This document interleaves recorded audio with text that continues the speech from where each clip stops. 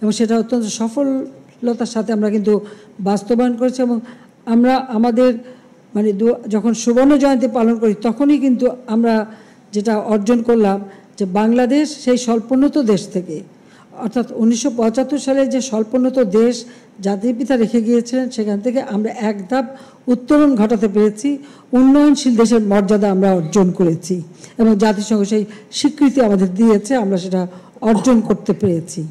তো এই উন্নয়নশীল দেশ হিসেবে আমাদের যাত্রা শুরু। কাজে সেই জায়গাটায় আমাদের এখন কাজ করার অনেক বেশি সুযোগ। এটা আমাদের জন্য একটা সৌভাগ্য যে আমরা এত অল্প সময়ের মধ্যে আমরা একটা ধাপ উত্তরণ ঘটাতে পেরেছি। আর এটা পেয়েছি আমি মনে করি এই যে আমরা শুদ্ধাচার এবং আমরা যে কর্মসম্পাদন চুক্তি করে আমাদের গৃহীত সমস্ত কর্মপরিকল্পনা, আমাদের বার্ষিক উন্নয়ন কর্মসূচি যথাযথভাবে পালন করার ফলেই কিন্তু এই অর্জনটা সম্ভব হয়েছে। কাজেই অতীতে যারা কাজ করে গেছেন, এখনও যারা কাজ করে যাচ্ছেন, আপনাদের সবাইকে আমি আন্তরিক ধন্যবাদ জানাই, কারণ এই অর্জনটা আপনাদের সকলের সম্মিলিত প্রচেষ্টার ফসল। আমাদের এবারে যে বাজেট, নির্বাচনী বাজেট, সে আমাদের নির্বাচন যে ইস্তেহার, সেই ইস্তেহারেও অনুসরণ করে মন্ত্রণালয় এবং বিভাগসমূহ আমাদের যদি আমরা সমস্ত পরিকল্পনা হাতে নিয়েছি এবং 2021 থেকে 2041 এই প্রেক্ষিত পরিকল্পনাটাও আমরা প্রণয়ন করেছি। কারণ আমাদের হাতে রয়েছে জাতিসংঘ ঘোষিত SDG 2030, আর আমাদের নিজস্ব পরিকল্পনা 2041, যেখানে আমরা ঘোষণা দিয়েছি স্মার্ট বাংলাদেশ করব, বাংলাদেশ আরও কয়েক ধাপ উঠে উন্নত সমৃদ্ধ বাংলাদেশ উন্নীত হবে, সেই লক্ষ্য নিয়েই আমাদের কাজ। কাজে আমি মনে করি যে আমাদের APA অন্তর্ভুক্ত পরিকল্পনা যথাযথ বাস্তবায়ন করতে পারলে এবং সুশাসন নিশ্চিত করতে পারলে এবং অর্থনৈতিক বৈষম্যটা দূর করতে পারলে অবশ্যই আমরা আমাদের লক্ষ্য অর্জন করতে সক্ষম হব। যদিও এটা বাস্তবনা যে এটা সত্যি বাস্তব যে কোভিড-19 এই অতিমারিটা সারা বিশ্বকে কিন্তু একেবারে স্থবির করে দিয়েছিল এবং বাংলাদেশেও। পাশাপাশি এরই উপরে মরার উপর খাড়া আসলো রাশিয়া ইউক্রেন যুদ্ধ, তারপর স্যাংশন, কাউন্টার স্যাংশন, যে সমস্ত জিনিস আমাদের আমদানি করতে হয় প্রতি জিনিসের দাম বেড়ে গেল, আমাদের বাজেটের উপরে ব্যাপক চাপ, আমাদের প্রবৃদ্ধি অর্জনের যে লক্ষ্য যেটা আমরা কোভিডের আগ পর্যন্ত প্রায় 8% পৌঁছে গিয়েছিলাম সেটাও আমাদের কমে যায়। এটা আমাদের কিছু করার ছিল না, এটা একটা মানে বৈশ্বিক একটা সমস্যা, সারা বিশ্বব্যাপী উন্নত দেশগুলিও এই অবস্থায় পড়ে যায়। তারপরেও আমি বলবো যে অনেক উন্নত ধনী দেশগুলি যা পারেনি বাংলাদেশ তা পেয়েছে। এই কোভিড-19কে মোকাবেলা করা, টিকাদান এবং মানুষের যে টেস্টিং করা, মানুষের জীবনের নিরাপত্তা দেওয়া, এটা অত্যন্ত সফলতার সাথে বাংলাদেশ করতে পেরেছে। সেজন্য সকলকে, আপনাদের সবাইকে আমি আন্তরিক ধন্যবাদ জানাই। আমাদের যারা মানে প্রশাসনে আছেন, আইন শৃঙ্খলা রক্ষাকারী, আমাদের সশস্ত্র বাহিনী থেকে শুরু করে সকলে যেমন কাজ করেছে, সেই সাথে আমার দল এবং আমাদের অঙ্গ সহযোগী সংগঠন তারাও প্রত্যেকে মাঠে ছিল, তাদের সকলকে আমরা কাজে লাগিয়েছি, যার ফলে এই সাফল্য আমরা আনতে পেরেছি। যেখানে আপনারা জানেন যে আন্তর্জাতিক পর্যায়ে নিক্কেই কোভিড-19 রিকভারি ইন্ডেক্স এই বিশ্বের 121টি দেশের মধ্যে বাংলাদেশ পঞ্চম এবং দক্ষিণ এশিয়ায় শীর্ষ অবস্থানটা আমরা ধরতে পেরেছি শুধুমাত্র কোভিড মোকাবেলা করে, যার জন্য আমাদের প্রত্যেকটা মন্ত্রণালয়, বিভাগ প্রত্যেকে কিন্তু, কারণ তখন খুবই একটা অস্বাভাবিক অবস্থা, ভিডিও কনফারেন্সের মাধ্যমেই কিন্তু আমাদের কার্যক্রম চালিয়েছি। অফিসে যারা আসবে তাদের সংখ্যা আমরা সুনির্দিষ্ট করে দিয়েছিলাম, যাতে কোভিডের থেকে সুরক্ষিত থেকেও আমাদের কার্যক্রম যেন কোনো মতে থেমে না যায়। ব্যবসায়ীদের আমরা বিশেষ প্রণোদনা দিয়েছিলাম এবং এই ভ্যাকসিন কেনা এবং যেভাবে মানুষকে সুরক্ষা দেওয়ার ক্ষেত্রে আমরা যেভাবে কাজ করেছি, যেটা সারা বিশ্বের কাছে একটা দৃষ্টান্ত হয়ে আছে। আমাদের লক্ষ্য যে আমরা আমাদের দেশটাকে আরও উন্নত করব, সেদিকে আমরা চাই যে আমরা যে এখন আবার প্রেক্ষিত পরিকল্পনা প্রণয়ন করলাম সেটাকে বাস্তবায়ন করা।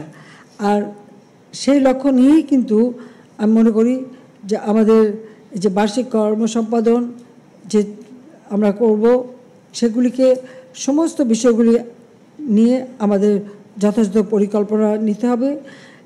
কারণ এই আমাদের যে এই পরিকল্পনাটা এটা খুবই স্বচ্ছতা নিয়ে আসে এবং ঠিক কার্য সম্পাদনটা কতটুকু কীভাবে আমরা করতে পারছি সেটাও মানুষের কাছে একটা গ্রহণযোগ্যতা পায় এবং একটা জবাবদিহিতামূলক নিশ্চিত হয়। সেই দিকে লক্ষ্য রেখে আমি মনে করি যে সুশাসন প্রতিষ্ঠায় এটা যুগান্তকারী একটা দৃষ্টান্ত স্থাপন করেছে। আমরা সরকারি কর্মচারীদের সুযোগ সুবিধা আপনারা জানেন প্রথম দিকে খুবই সমস্যা ছিল, যখন আমরা একটু আর্থিকভাবে সচ্ছল হলাম 2015 সাল থেকে আমরা প্রত্যেকটা সরকারি কর্মচারীর সুযোগ সুবিধা বৃদ্ধি করে দিয়েছি।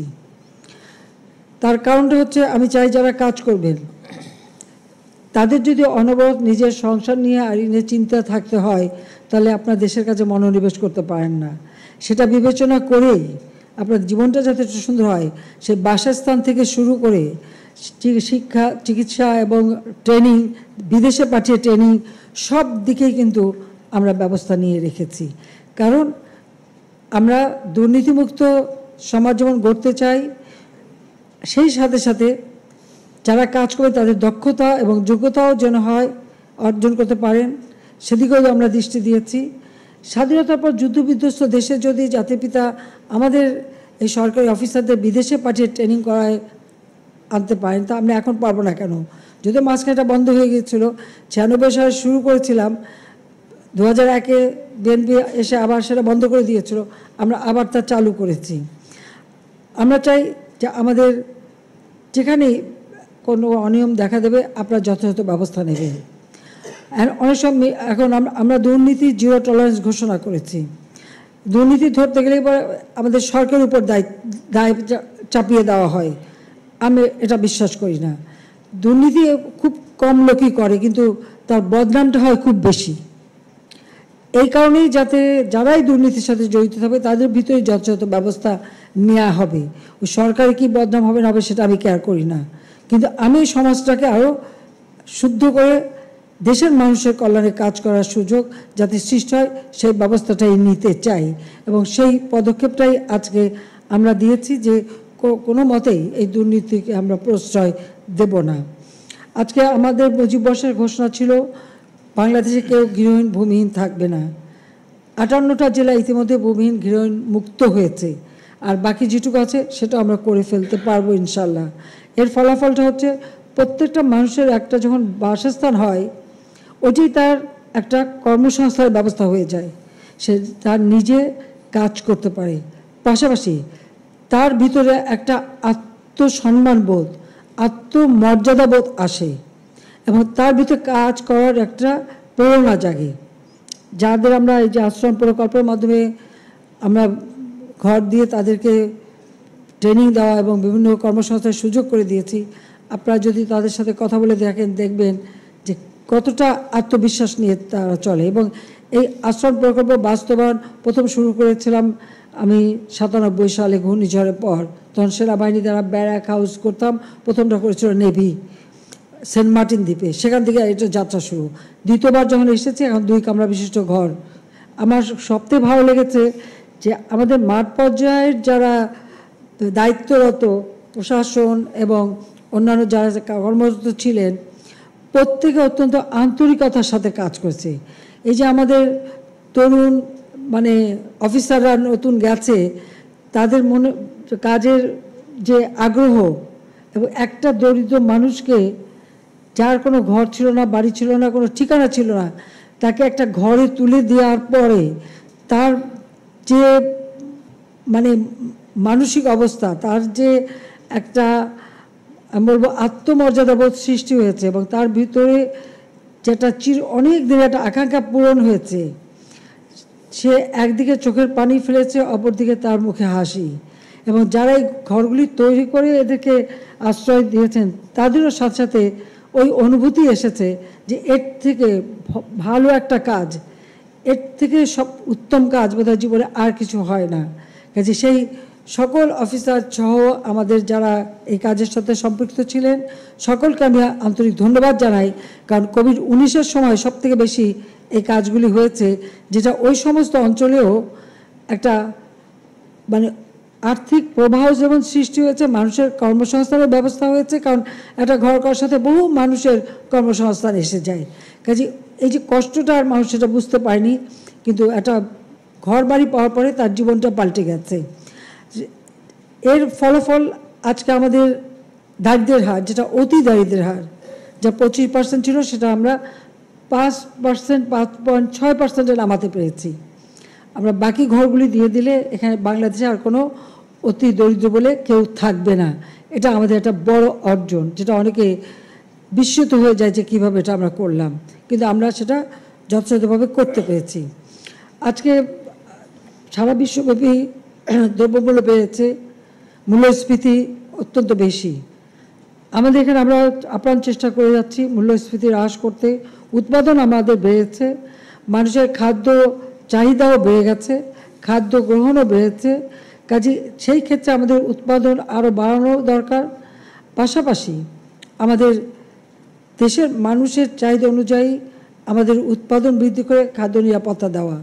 যেহেতু সারা বিশ্বব্যাপী ইউক্রেন যুদ্ধ, এরপর গাজায় যেভাবে ইসরায়েল কর্তৃক গণহত্যা চালানো হচ্ছে, সেখানে একটা অস্বাভাবিক পরিস্থিতি, এই সব আন্তর্জাতিক পরিস্থিতির ফলেই কিন্তু আমাদের এই দ্রব্যমূল্যটা বৃদ্ধি পাওয়া এবং মূল্যস্ফীতিটা নিয়ন্ত্রণে আনা একটা কষ্টকর হয়ে গেছে। কিন্তু আমাদের সকলকেই এ ব্যাপারে যথাযথ নজর দিতে হবে। ইতিমধ্যে আমরা যে ব্যবস্থা নিয়েছি, খাদ্য বান্ধব কর্মসূচি বাস্তবায়ন করে যাচ্ছি। প্রায় 50,10,000 পরিবারের মাঝে স্বল্প মূল্যে খাদ্য বিতরণের ব্যবস্থা নেওয়া হয়েছে। এটা আমাদের অন্তত বর্ষাকালটা এটা চলমান রাখতে হবে, যাতে করে অল্প খরচে মানুষ তার সংসারটা চালাতে পারে, সেই ব্যবস্থাটা আমরা নিচ্ছি।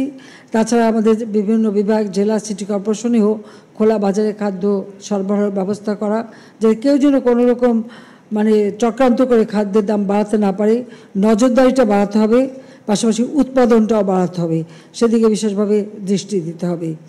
ইতিমধ্যে দেশের সার্বিক উন্নয়নের যথেষ্ট আমাদের অগ্রগতি হয়েছে। আমাদের সাক্ষরতার হার আমরা যেটা মাত্র 45 ভাগ ছিল, এখন 78 ভাগে উন্নীত করতে পেরেছি। আয়ুষ্কাল যেটা মাত্র 59 বছর ছিল, এখন আমরা 73 বছরে উন্নীত করতে পেরেছি। আমাদের সাক্ষরতার হার বাড়ানোর সাথে সাথে আমাদের ছেলেমেয়েদের স্কুলে যাওয়া, মাতৃমৃত্যু হার, শিশু মৃত্যু হার আমরা হ্রাস করতে পেরেছি। আমাদের মানুষের যে স্বাভাবিক জীবনের যেটুকু যা প্রয়োজন, সে কাজগুলি আমরা অত্যন্ত দক্ষতার সাথে আমরা করতে পেরেছি। সেখানে আমি মনে করি যে এটা আমাদের আরও এগিয়ে যেতে হবে। দারিদ্রের হার 41 থেকে 18.7 ভাগে আমরা কমিয়েছি। আমার লক্ষ্যটা ছিল যে এটা অন্তত 16 ভাগে আমরা 16% নামিয়ে আনবো, কারণ অনেক ধনী দেশ যেমন আমেরিকার দারিদ্রের হার হচ্ছে 17 ভাগ। আমার লক্ষ্য ছিল যেটাকে অন্তত আমরা 16 ভাগে নামাবো, কারণ আমাদের মুক্তিযুদ্ধ চলাকালীন সময়ে ওই আমেরিকারই পররাষ্ট্রমন্ত্রী কিসিঞ্জার বলেছিল এই বাংলাদেশ স্বাধীন হয়ে কী হবে, এটা বাস্কেট কেস হবে। তো বাস্কেট কেস হবে সেটা না, বাস্কেট ভরে মানুষের যে চাহিদা পূরণ করে মানুষকে একটা সুন্দর জীবন আমরা দিতে পারি, সেটাই আমরা প্রমাণ করতে চেয়েছি। ইউক্রেন যুদ্ধ, স্যাংশন, কাউন্টার স্যাংশন, আবার সেই সাথে এই কোভিড অতিমারি যদি না হতো, আমি বিশ্বাস করি আমরা এটা অর্জন করতে পারতাম। তো এখন ওই মূল্যস্ফীতিটা আমাদের নিয়ন্ত্রণ করা, তার জন্য নজরদারিটা বাড়ানো, খাদ্য উৎপাদন বাড়ানো, কোনো অনাবাদি জমি থাকবে না, সব অনাবাদি জমি চাষের আওতা নিয়ে আসা, খাদ্য সংরক্ষণ করার ব্যবস্থা, সেগুলো আমাদের যথাযথভাবে পদক্ষেপ নিতে হবে এবং করতে হবে, তাহলে আমরা আমাদের অভিষ্ট লক্ষ্যে পৌঁছে যাব।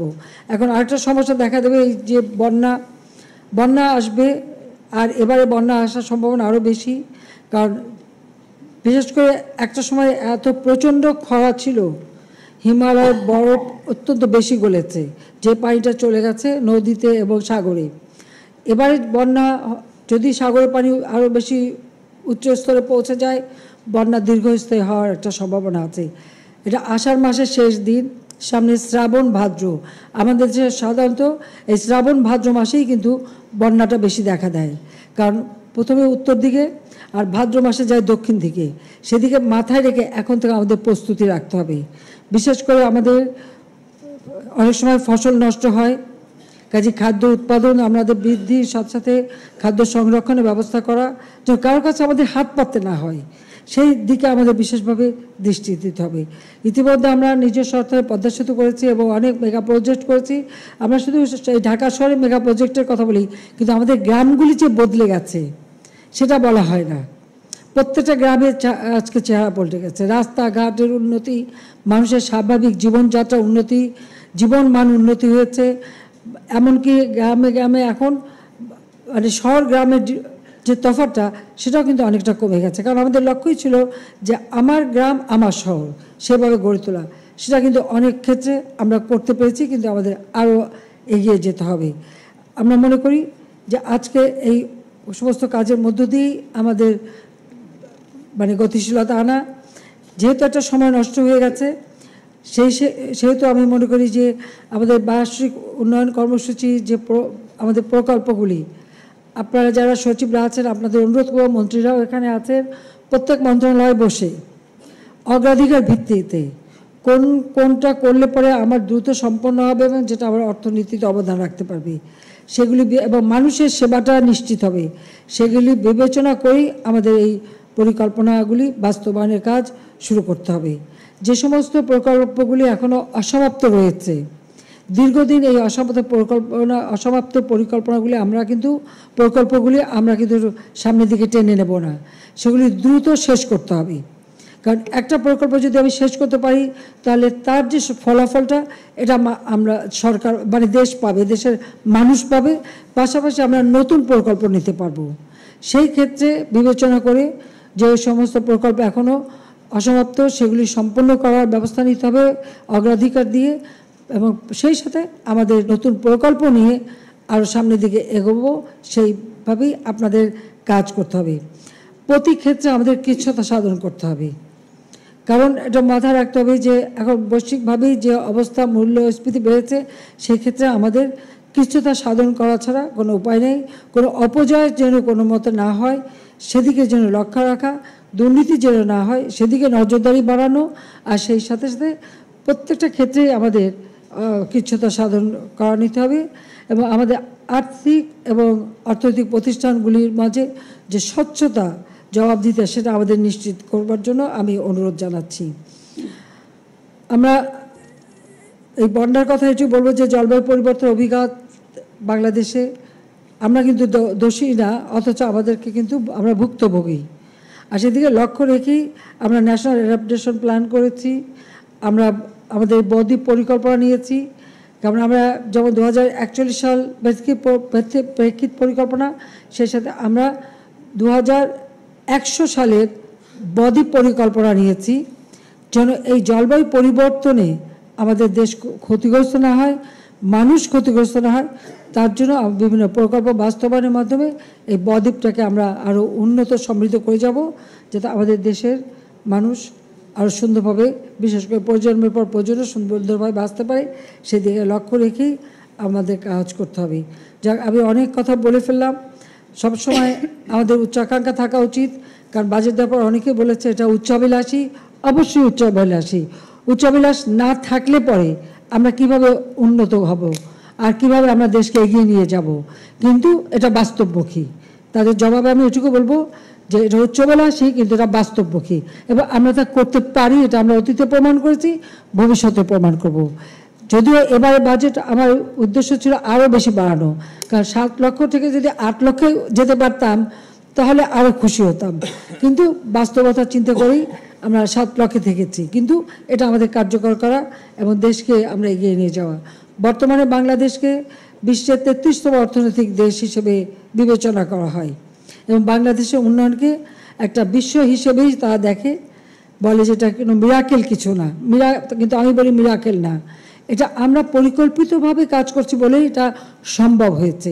এবং সেই জন্য আপনাদের যারা যার স্ব মন্ত্রণালয়ের দায়িত্বে, আপনারাও সেইভাবে আন্তরিকতার সাথে কাজ করে আমরা সামনের দিকে যেন এগোতে পারি সেদিকেই চেষ্টা করবেন। এর মাঝে প্রাকৃতিক দুর্যোগ আসবে, মনুষ্য সৃষ্ট দুর্যোগ আসবে, অনেক কিছু আসবে। আরেকটা অনুরোধ আমার, সেটা হচ্ছে এই পত্র পত্রিকা কী লেখলো সেটা থেকে নার্ভাস হওয়ারও কিছু নেই, আর সেটা থেকে ঘাবড়াবারও কিছু নেই। বরং সেটাতে দেখবেন যে এর কোনো সত্যতা আছে কি না। যদি না থাকে ওটাকে সোজা ডাস্টবিনে ফেলে দেবেন, ওটা পড়ারও দরকার নাই। এটা হলো আমার আপনাদের পরামর্শ আপনাদের কাছে। কারণ আমি নিজেও অনেক পত্রিকা আমি পড়ি না। কেন? কারণ দেশটা আমার, আমি এই দেশকে ভালোভাবে চিনি, জানি। সেই ছোটোবেলার থেকেই তো রাজনীতির সাথে জড়িত, আর জন্ম নিয়েছি জাতির পিতার ঘরে। দেশকে ভালোভাবে, এই দেশের কীভাবে ভালো হবে মন্দ হবে সেটা তো আমাদের জানার কথা বেশি, আমাদের থেকে আর কেউ বেশি জানতে পারে না। আর আপনারাও আজকে দেশের পরিচালক, আমরা 5 বছরের জন্য আসি, আপনাদের একটা স্থায়ী সময় নিয়ে আসেন। বিশেষ করে আমাদের সচিববৃন্দকে বলবো, সরকার অফিসারদের বলবো যে আপনারা তো দীর্ঘ সময় নিয়ে আসেন। আমাদের চিন্তাভাবনা দিয়ে আমরা যে পরিকল্পনা নিই সেটা দেশের কথা চিন্তা করেই, কারণ আমরা মাটি আর মানুষের সাথে মিশেই এই রাজনীতিতে এসে আমরা এই পর্যন্ত এসেছি। আমরা ওই হঠাৎ করে ক্ষমতা অস্ত্র হাতে দখল করে টেলিভিশনে ঘোষণা দিয়ে ক্ষমতা আসি নাই। কাজে এদেশের মাটি মানুষ প্রতি ইঞ্চি আমার জায়গা আমার চেনা। সেই হিসেবে এই দেশকে কীভাবে আরও উন্নত করা যায় সেটাই আমাদের লক্ষ্য। আর সেই লক্ষ্য বাস্তবায়ন করতে হলে ওই কে কী লিখলো আর সেটা দিয়ে ঘাবড়ে যাওয়া আর সেটা নিয়ে বেশি দুশ্চিন্তা করা, আমি মনে করি এটা করা উচিত না। নিজের আত্মবিশ্বাস, নিজের বিবেক বিবেচনা নিয়েই সিদ্ধান্ত নিয়ে কাজ করবেন। এই আত্মবিশ্বাস, আত্মমর্যাদাবোধ এবং নিজের বিবেক নিয়ে যদি কাজ করতে পারেন যে কোনো কাজে সফলতা অর্জন করতে পারবেন, এটা আমি বিশ্বাস করি। কাজে আমরা এগিয়ে যাচ্ছি, আমরা এগিয়ে যাব। কেউ কেউ বলছিল আমাদের প্রবৃদ্ধি 5-এর নিচে থাকবে, কেউ বলছে 5-এর একটু উপরে থাকবে। দেখা যাচ্ছে আমরা 6-এর উপরে উঠে গেছি, যেটুকু উঠেছি তো আর একটু হয়তো সামনে আরও উঠতে পারবো। তো সেভাবে আপনারা কাজ করে যাবেন। মানুষের স্বাস্থ্যসেবা, শিক্ষা, খাদ্য নিরাপত্তা, শিশুর মৃত্যু হার, মাতৃমৃত্যু হার, পুষ্টি নিশ্চয়তা, সকল ক্ষেত্রে কিন্তু আমাদের সাফল্য আছে, কিন্তু এটা আমাদের ধরে রাখতে হবে। ধরে রেখে সামনের দিকে এগিয়ে যাবে। কারণ বাংলাদেশ এখন দিচ্ছে উন্নয়নের রোল মডেল। আমাদের লক্ষ্য সামনে স্মার্ট বাংলাদেশ গড়ে তোলা। আজকে আমাদের সেই লক্ষ্য নিয়ে চলতে হবে। আমরা সেভাবে প্রস্তুতিও নিচ্ছি। স্মার্ট জনগোষ্ঠী হবে, স্মার্ট গভর্নমেন্ট হবে, স্মার্ট ইকোনমি, স্মার্ট সোসাইটি আমরা গড়ে তুলব ইনশাল্লাহ। বাংলাদেশ আর পিছনে ফিরে তাকাবে না। আর আরেকটি কথা বলি, মুক্তিযুদ্ধের চেতনাই হচ্ছে আমাদের একমাত্র লক্ষ্য। লাখো শহীদ রক্ত দিয়ে গেছে, লাখো মা বোন নির্যাতিতা, তাদের এই অবদান ভুললে চলবে না, এটা মনে রাখতে হবে। কারণ পাকিস্তানি হানাদার বাহিনী আর রাজাকার বাহিনী যেভাবে এদেশের অত্যাচার করেছে, আমার খুব দুঃখ লাগে কালকে যখন শুনি রোকেয়া হলে ছাত্রীরাও বলে তারা রাজাকার। তারা কি জানে 71 সালে 25শে মার্চ কী ঘটেছিল? সেখানে 300 মেয়েকে হত্যা করেছিল, 40 জন মেয়েকে রেপ করেছিল এবং এদের ধরে নিয়ে পাকিস্তানি ক্যাম্পে নিয়ে গিয়েছিল। সেই ক্যাম্পে কী অবস্থায় ছিল? অনেক মেয়ে শাড়ি বা ওড়না দিয়ে ফাঁসি দিয়েছিল বলে তাদের কাপড় পরতে দেওয়া হতো না, ওই একটা পেটিকোট পরিয়ে বসিয়ে রাখতো। দিনের পর দিন তাদের উপর পাশবিক অত্যাচার হতো। তখন যখন তাদেরকে উদ্ধার করা হয়, এমনকি একজন আমাদের মিত্রশক্তি ভারতীয় একজন শিখ সৈন্য তার মাথার পাগড়ি খুলে ওই উদ্ধারকৃত মেয়েকে তার গায়ে পেঁচিয়ে তাকে উদ্ধার করে নিয়ে আসে। এটা একটা ঘটনা না, এরকম বহু ঘটনা। আমরা মেয়েরা বসে থাকতো না, তারাও কিন্তু কাজ করতো। পিরোজপুরের যে মেয়েটা, তাকে ধরে নিয়ে যায় ক্যাম্পে, রান্না করতো এবং তার উপর পাশবিক অত্যাচার হতো, কিন্তু ওরই ফাঁকে সে ওদের খবর নিয়ে সেই নদী সাঁতরে পার হয়ে রাত্রেবেলা চিতলমারিতে যেয়ে সে মুক্তিযোদ্ধাদের কাছে খবর দিয়ে আসতো। ধরা পড়ার পরে তাকে গাড়িতে, দুটো গাড়ির সঙ্গে তার 2 পা বেঁধে সেই গাড়ি 2 দিকে টেনে তাকে ছিঁড়ে টুকরো টুকরো করে ফেলা হয়। এসব অত্যাচার, রাস্তা রাস্তায় লাশ পড়ে থাকে, এরা দেখেনি, তাই নিজেদের রাজাকার বলতে তাদের লজ্জা হয় না। হ্যাঁ, আমাদের গেরিলা যুদ্ধ হয়েছে, এখানে কেউ শান্তি কমিটিতে, কেউ রাজার কমিটিতে ছিল, কিন্তু অনেকে মানুষের ক্ষতি করেনি। কিন্তু যে বাহিনীগুলি তারা তৈরি করেছিল, তাদের হাতে অস্ত্র দিয়েছিল এবং তাদেরকে দিয়ে মানুষের ক্ষতি করতো, অত্যাচার করতো এবং লুটপাট করতো, গণহত্যা চালাতো। তাদের বিরুদ্ধেই আমরা ব্যবস্থা নিয়েছি, তাদেরকে বিচার করে তাদের ফাঁসি, অনেকের ফাঁসিও দিয়েছি। তাদের বিচার করে এই যারা তাদের দ্বারা নির্যাতিত তারা ন্যায় বিচার পেয়েছে। দুর্ভাগ্য যে এখন যখন শুনি সে মেয়েরাও স্লোগান দেয়, এটা কোন দেশে আমরা আছি, এরা কি চেতনায় বিশ্বাস করে, কি শিক্ষা তারা নিল, কি তারা শিখলো, সেটাই আমার এখন প্রশ্ন। যে মুক্তিযুদ্ধ আমাদের গর্বের, জাতির পিতার একটি ডাকে এদেশের মানুষ ঘর বাড়ি পরিবার পরিজন সব কিছু ছেড়ে দিয়ে রণক্ষেত্রে চলে গেছে, জীবনের মায়া ত্যাগ করে যুদ্ধ করে বিজয় এনে দিয়েছে। আর এই যারা ওই বাহিনীতে ছিল তারা এদেশের মানুষের উপরে অত্যাচার করেছে, সেটা তো আমাদের ভুললে চলবে না। আমাদের সেই শিক্ষা নিয়ে এগিয়ে যেতে হবে, মুক্তিযুদ্ধের চেতনা নিয়ে, তাহলে এদেশ এগিয়ে যাবে। এবং সেটা যে বাস্তবতা, ৭৫-এর পর থেকে যারা ক্ষমতায় ছিল প্রথমে ২১ বছর, তারপর ৯ বছর, দেশকে কি দিতে পেরেছে? কিচ্ছু দিতে পারেনি। কিন্তু আমরা যারা মুক্তিযুদ্ধের চেতনা বিশ্বাস করি এবং আমরা ভুক্তভোগী, যখন ক্ষমতা এসেছি মাত্র ১৫ বছরের মধ্যে বাংলাদেশ আজকে বদলে যাওয়া বাংলাদেশ, বিশ্বে মর্যাদা আসলে অধিষ্ঠিত বাংলাদেশ, সেই দরটা তো থাকতে হবে। এটা অত্যন্ত দুঃখজনক যে আমি আর কথা না বাড়িয়ে এটুকু বলবো যে অনেক সময় নিলাম, অনেক লম্বা বক্তৃতা দিয়ে ফেললাম। তা আপনারা ভালো থাকেন, সুস্থ থাকেন, এবং আজকে যারা পুরস্কার পেয়েছেন তাদেরকে আবারও ধন্যবাদ জানাই। এবং সেই সাথে আসুন দেশটাকে এগিয়ে নিয়ে যাই। এই বাংলাদেশ কারোর কাছে হাত পেতে চলবে না, মাথা নত করে চলবে না। বিশ্ব দরবারে আমরা মুক্তিযুদ্ধে বিজয়ী জাতি হিসেবে মাথা উঁচু করে চলব, সেই বিশ্বাস নিয়েই আপনারা আপনাদের উপর অর্পিত দায়িত্ব পালন করবেন। সবাইকে ধন্যবাদ। জয় বাংলা, জয় বঙ্গবন্ধু, বাংলাদেশ চিরজীবী হোক।